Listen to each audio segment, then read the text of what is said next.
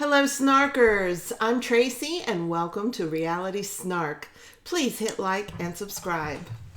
So, you have to bear with me today. I have a teeny bit of a cold that I caught from my son, and it's pretty, it works out great because at the beginning of this episode, which I kind of think of as the Browns Christmas Part 2, but it's called something else. I don't remember what.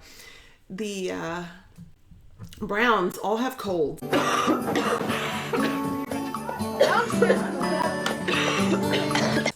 And they're in this mountain cabin to celebrate the holidays. And it's bad enough to be sick. It's worse to be sick at Christmas. Oh my gosh, I had pneumonia last Christmas and it was horrid. But even worse, if you can imagine, is to be in that state and be away from home. In a cabin in the middle of nowhere where you can't just run out and get some Theraflu and some Dimetap and some nasal spray. And the place is also too small, so you're all right up on top of each other. So you're definitely all gonna get it. If you haven't got the funk, it's coming. So yeah, that is a small circle of hell in and of itself. You really see Janelle in Madison in this episode when she talks to the camera. And, you know, Janelle is a very strong, independent woman, and she is very straightforward with her thoughts and feelings. And you see that in Madison big time. I mean, not only are her features just like her mother's, but she's definitely got her mama in her. And I love Janelle, so go Maddie. Logan has to kind of be Mr. Adult about everything when they talk to him. And I feel like with Logan, you know, when he is of college age, he lets them know, I'm not going to be around as much. He is determined that once he hits college age, he's out of high school, he's going to be gone. He's going to live on campus and near the school. He's going to get roommates. And he's going to start to live his own life. So I think that for Logan, he's kind of looking at it as, I got to go along to get along because I'm almost out. I see the finish line and I just got to keep my head down and agree with what my old man says until I get out of here. And, you know, to wit, go Logan. You know, he has gotten out of there. He's living his own life. I believe he's done with school now. He's married. You know, they haven't had any children yet, and I would not be surprised if Logan doesn't have any children, just because he's had to take care of kids for so long, and that can really have an effect on you. I've seen that with other people who've had to be so involved in raising their siblings. Sometimes they don't want kids. I thought I didn't want kids until, you know, I started to worry it was too late for me to have one. Thank God I was wrong and I was able to have a baby at 40, but not everybody is. And I thought for years that I didn't want or need to have children, and boy, was that a mistake. And I'm so glad that the good Lord knew better than I did and gave me a baby, because that kid is my life. But I digress. That really has nothing to do with Sister Wives. In this episode, the kids have a lot of fun sledding and, you know, playing in the snow. There's a hot tub at this rental house, and there's a scene where some of them are getting in the hot tub. I'm gonna get in the hot tub. In the hot tub! Try to get in the hot tub! Yeah! Will you make me sweat? Yeah! Still in the hot tub? Yeah! Will you make me wet? Yeah! Well. It looks like they were able to have some fun. Yeah, go in the hot tub! In spite of all being either sick or almost sick. And there's the scene of all the wives in the kitchen cooking together. And Christine actually talks about how she loves that they were all in the kitchen. You know, everybody bumping hips and cooking together. Kody talks about how much he loves seeing all his wives in the kitchen. But we will later find out that thanks to Mary, sometimes sharing a kitchen could be didn't mean to say the A word. Let's edit that out.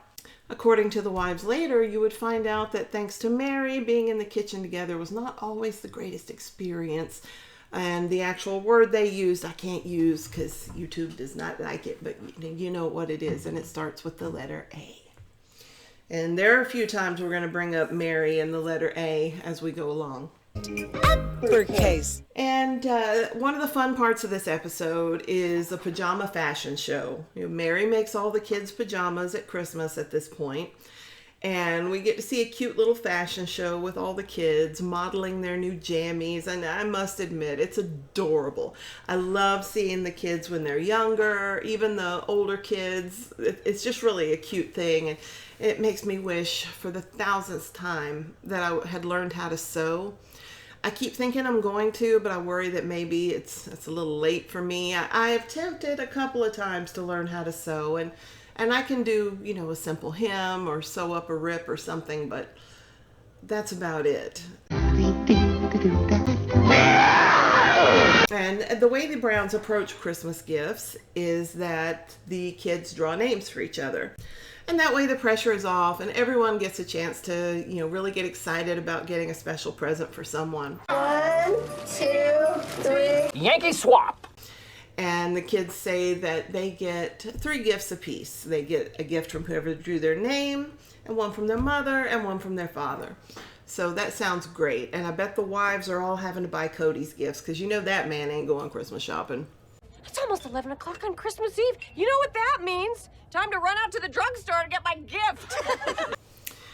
And that's how they approach Christmas. Now, during the gift exchange, and I marked the time on this, this was at 14 minutes, 56 seconds. There is a scene where Robin and Mary are hugging because Robin has given Mary this cheap Goodwill cast-off looking statue she found of 2 women hugging, or 2 female forms hugging. Mary is incredibly touched and talks about the wonderful emotional bond that she and Robin share. But when they hug at 14:56, you see Robin look so just like, whatever. She's hugging Mary and she's going like this. Whatever. Emotional bond. Kody asks on the talking head couch, he asked if any of his wives have ever felt like they're closer to their sister wives than they are to him. And they all say, oh no. Have you ever had a time when you're closer to a sister wife than to me? No. No. Oh no. Really? No. No. Oh no. I'm just curious. And that's just such a little childish mentality of, you don't love anybody more than me, do you? I mean, you're supposed to be a grown man. You fathered all these kids. Get over yourself. And they talk a little more about moving.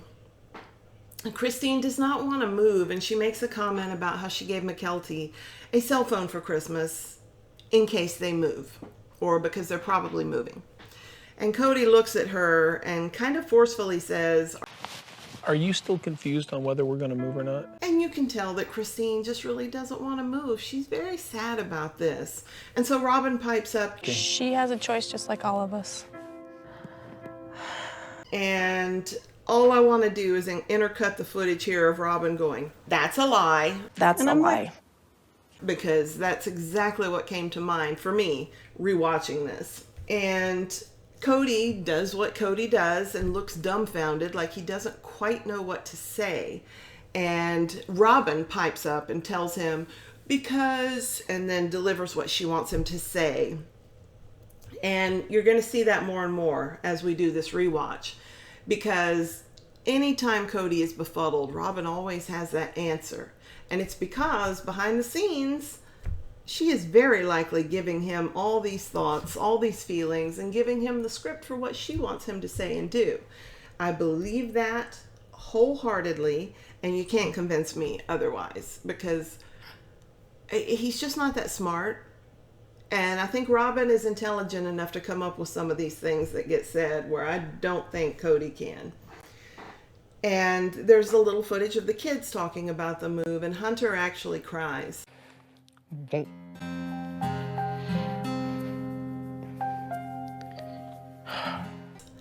And teenage boys don't cry very easily. So for that young man to cry, that's serious. And thinking of serious feelings, I'd like to add that if you are struggling, you will please dial 988 and reach out for help, because you are needed, you are necessary, and you are loved. Thanks.